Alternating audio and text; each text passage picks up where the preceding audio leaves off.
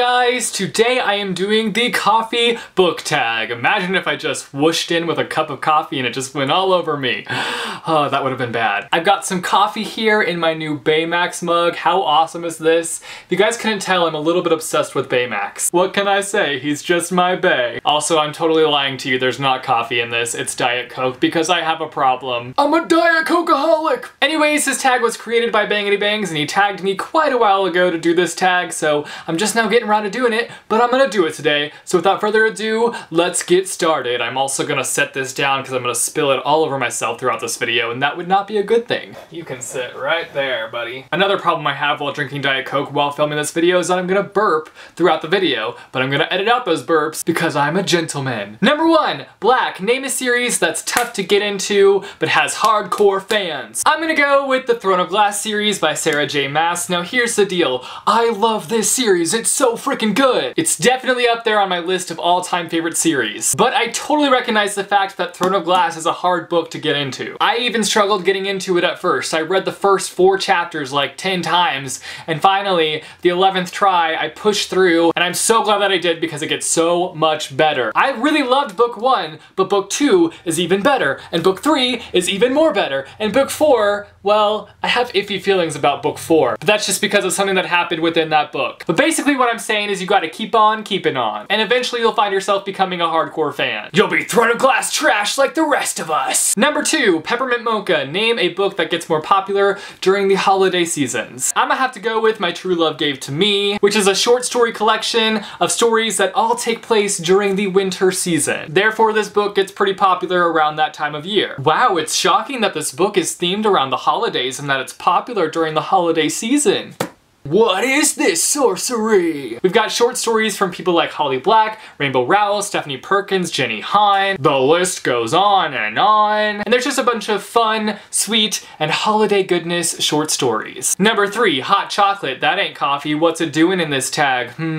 What's your favorite children's book? I have so many favorite children's books, but the most recent one that I read that I loved the most would definitely have to be The Doldrums by Nicholas Gannon. I fell in love with this book right off the bat. The first chapter, I was like, this is gonna be a book that I loved, and that I did. I freaking loved this book. It's about this boy by the name of Archer who goes on this adventure with 2 of his friends to find his missing grandparents. It's a rather simple story, but it's charming and enchanting, and I just can't wait for the sequel to pop out. Nicholas Gannon needs to give birth to it already because I'm ready for that book, baby. Also, there's illustrations inside, and they are glorious. Number 4, Double Shot of Espresso. Name a book that kept you on the edge of your seat from start to finish. I know I've already talked about this series within this video, but freaking Queen of Shadows the whole way through. I was holding on to this book as if it was a ship in the middle of an ocean during a horrific storm. This whole book made me so nervous. I was just waiting for all my babies to be murdered. Sarah J. Maas is not afraid to poke her characters with a torch just to light up the story a little bit. It gets lit, y'all. Wow, I hate myself. Number 5, Starbucks. Name a book that you see everywhere. Red Queen by Victoria Aveyard. I feel like this book freaking haunts me. I'll walk into a bookstore and bam, it's there. I'll walk into Target, ding ding ding, it's right there. I'll be laying in bed at night getting ready to go to sleep, and then I look up at my bookshelf and this book is there staring me down. It's everywhere and I just can't seem to escape its beauty. I mean, if I'm gonna see a book everywhere, I want it to be this one because it's beautiful. Number 6, That Hipster Coffee Shop. Give a book by an indie author a shout out. For this one, I'm gonna go with Curse of the Sphinx by Ray Wagner. I have a full video book review on this book if you want to know all of my thoughts, but I really enjoyed this book and it's by an indie author. Throughout this story, we follow a girl by the name of Hope, who is a Sphinx, and she's being hunted, so she's on the run. And there's obviously a lot more to the story, but I'll leave that to you to discover on your own. Number 7, Oops, I Accidentally Got Decaf. Ew. Name a book that you were expecting a little bit more from. For this one, I'm gonna go with I Was Here by Gayle Forman. I really wanted to love this book, and it is a really interesting and dark read. It's definitely a super duper sad read, but I found it rather underwhelming, unfortunately. The story felt a little bit dry to me, the relationship really irked me, and I feel like the writing just wasn't up to par with Gayle Forman's other books. Number 8, The Perfect Blend. Name a book or series that was both bitter and sweet, but was ultimately satisfying. The Lunar Chronicles by Marissa Meyer. I feel like this book series had so many ups and downs for me, mostly ups, but there were definitely a few downs throughout this series. I loved Cinder, which I wasn't expecting to like at all, and I actually wasn't ever planning on reading this book, but I randomly picked it up one day and read the crap out of it, and I freaking loved it, and now I can't even imagine my life without this series. That was really dramatic, but for real, I really enjoyed these books and I'm glad that I read them. Unfortunately, I felt pretty meh about Scarlet. I freaking loved Cress, and Cress is one of my all-time favorite characters throughout this series. Unfortunately, I really didn't like Ferris, but I kind of just imagined this book as not actually being a part of the series. I mean,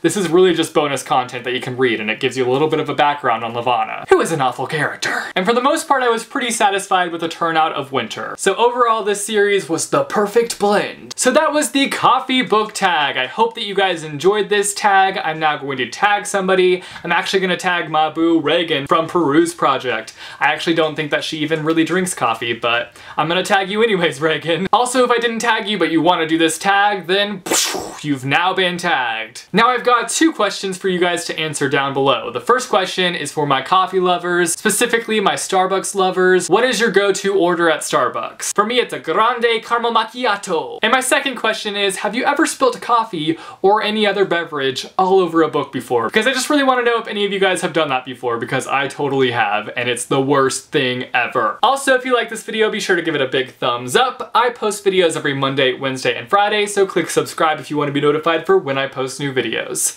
Thanks for watching, guys, and I will see you soon with a new video. Bye, chew. I have way too many children. Name a book that kept you on the edge of your sheet. Name a book that kept... Number 6, that hipster coffee shop.